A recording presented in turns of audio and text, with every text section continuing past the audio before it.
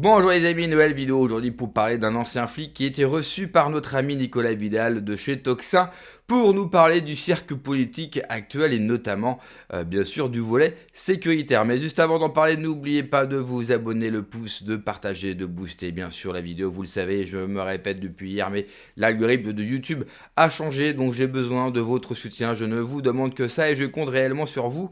On les écoute et on en parle juste après. Bruno Retailleau, qui avait un ton très martial, très sécuritaire, qu'il a utilisé d'ailleurs contre les manifestants et qu'il a utilisé contre nos amis agriculteurs. Ça a été le cas notamment dans les quartiers dits sensibilifiés que tu connais bien.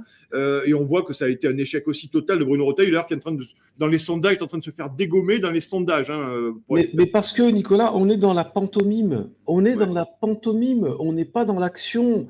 Les gens confondent activité sur énergie avec Ouais. action concrète et réelle. On a eu le cas avec notre nouveau pensionnaire de la santé, Nicolas Sarkozy, qui a mis le pli de cette fonction en se comportant de la façon dont il s'est comporté. Je rappelle quand même qu'à l'époque, dès qu'il y avait un fait divers, il allait sur place, il faisait du cinéma, Oui. et on réinventait à chaque fois, on réinventait une nouvelle loi qui était souvent un copier-coller de la précédente et qui n'apportait strictement rien. Et à chaque fois, on entend d'ailleurs les mêmes items qui reviennent de la part de gens qui ne connaissent pas grand-chose au système judiciaire. Quand on parle de peine planchée, par exemple, ça, Oui. on a l'impression que c'est la martingale. Il faut des peines planchées. Sauf que tant qu'on n'a pas résolu la capacité d'incarcération de tous ces délinquants, eh bien, tout simplement, on n'arrivera pas. Il y a un problème global de sécurité qui englobe un problème médical, philosophique. J'ai dit plusieurs fois, le problème des stupes, par exemple, il n'étonne personne que jamais, je dis bien jamais, le ministre de la Santé ne soit associé à des réflexions ou à des débats sur le sujet. Nous avons droit toujours aux mêmes personnalités, ministre de la Justice ou ministre de l'Intérieur. Où est le ministre de la Santé quand on sait que l'addiction aux drogues, qu'elle soit dure, douce, enfin, peu importe le terme que l'on emploie, est un problème fondamentalement médical. Nous vivons dans une société aujourd'hui anxiogène, en permanence, on nous rabat les oreilles avec des discours qui sont juste destinés à nous faire peur, à nous paniquer. La preuve en est, pas plus tard qu'hier encore, il y a une tempête et on parle de quoi? On parle de bombes météorologiques. Il y a une rhétorique, non mais il y a une rhétorique guerrière qui est permanente, qui n'a qu'un seul but, qu'un seul objectif, détourner notre attention parce qu'il faut que nous oublions que ces personnalités de droite comme de gauche cherchent, je dirais, à protéger celles et ceux qui vont les financer. Donc, qui vont s'attaquer fiscalement à nos pauvres portefeuilles. Mais eux, il n'y a pas de souci, ils sauront les pressurer.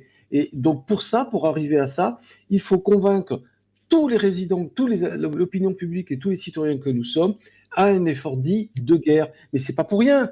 C'est pour créer une forme d'union nationale telle qu'on a su la créer en 1870, 1914, 1939. Tout le monde était ravi et content d'aller déclarer la guerre aux Boches parce qu'il y avait dans le pays, il y avait une émergence de ce qu'on a appelé la classe populaire, de ce qu'on a appelé les classes moyennes, qui voulaient tout simplement avoir leur part du gâteau et ne pas être traités comme des esclaves. Eh bien, pour détourner ça, Napoléon va envoyer tout ça dans les régiments de la garde quand il a pris le pouvoir. Et par la suite, il y a un enchaînement logique. Tout ce que je dis là, Nicolas, c'est pas des spéculations de ma part. Oui. Et tous ceux qui s'interrogeraient peuvent trouver ces réponses dans les livres d'histoire. Ça ne sert pas que de presse-papier, les livres d'histoire, il faut aussi les ouvrir et les lire.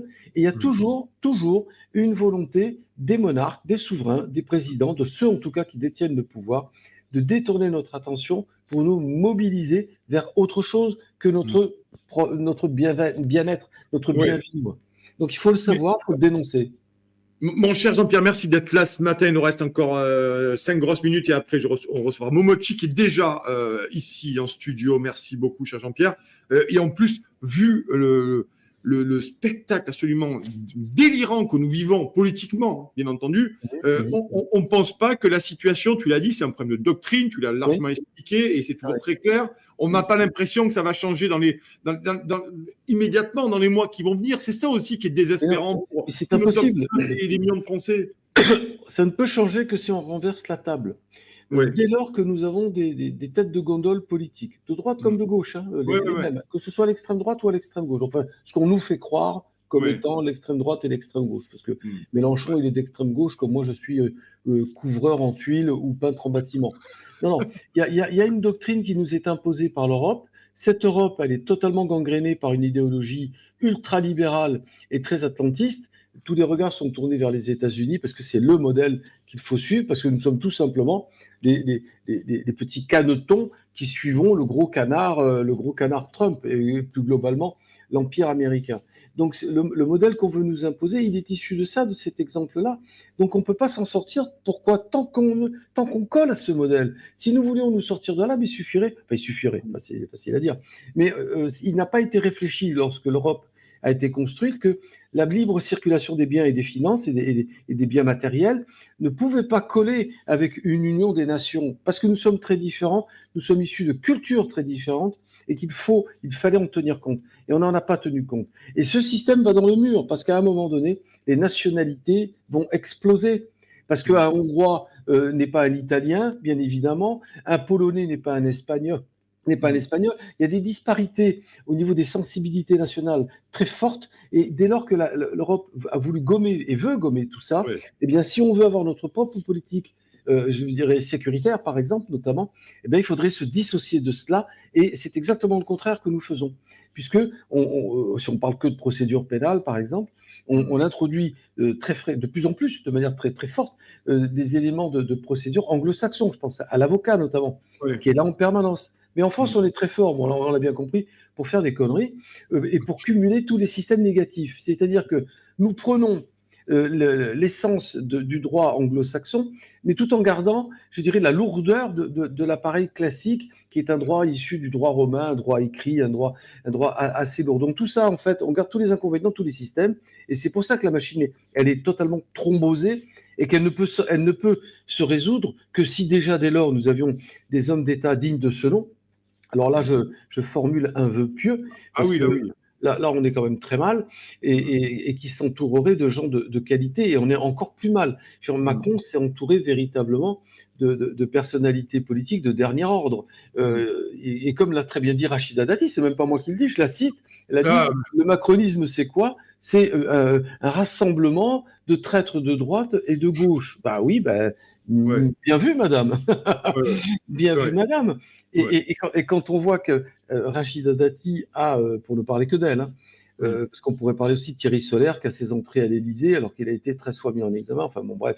Ouais, Et ouais, non, Rachida Dati, dont on connaît le profil, le caractère, l'agressivité, les LR n'osent pas lui retirer sa validation, son soutien pour la mairie de Paris, parce qu'ils n'ont que ça sous la main, alors qu'on sait qui elle est. Et je peux t'assurer qu'elle n'est pas très, très appréciée d'une grande partie de l'oligarchie LR. Mais comme ils n'ont personne sous la main, on va la soutenir bon an, mal an. Tu me diras, en face, on a Hidalgo, quoi. Enfin, on a Hidalgo, Ouais, là, tout son on a- staff. Non, ouais. mais voilà, Et quoi. les notes de frais aussi. Les notes de frais. Ouais, mais voilà. voilà, mais tous.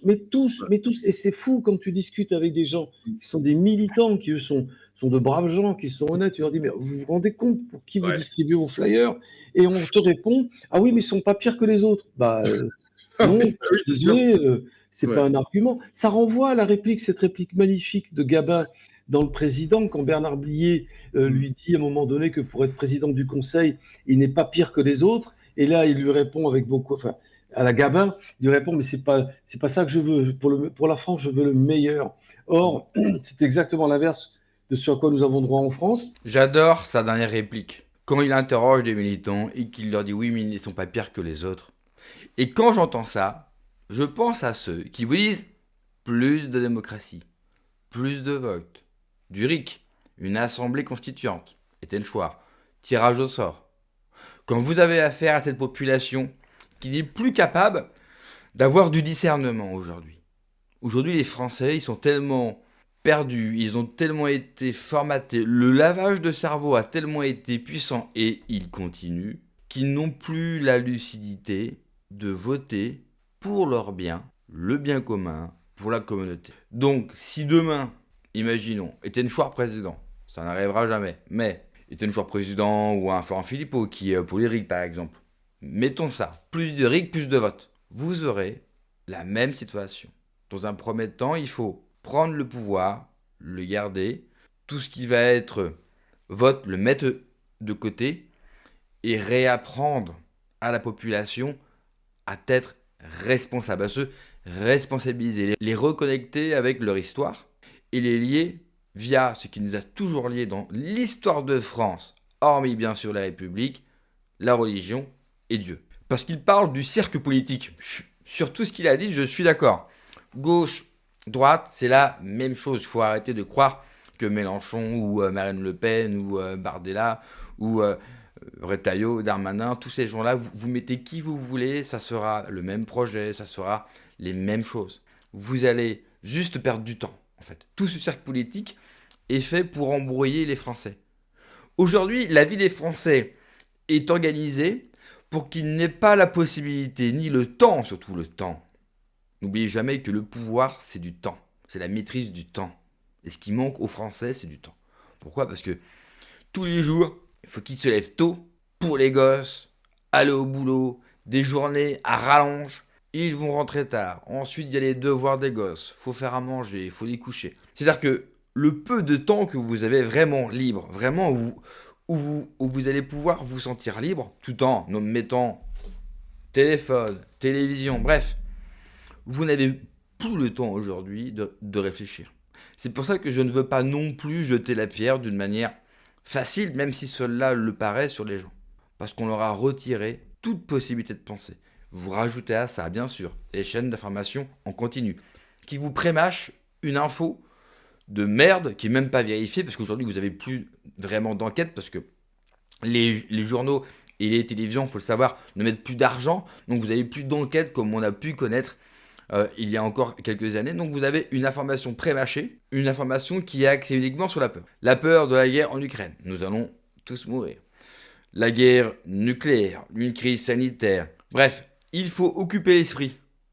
Occuper l'esprit des Français pour qu'ils ne se bougent pas. Parce que si à un moment donné, je sais pas, des millions de Français ont le temps d'avoir la réflexion sur le monde qui les entoure.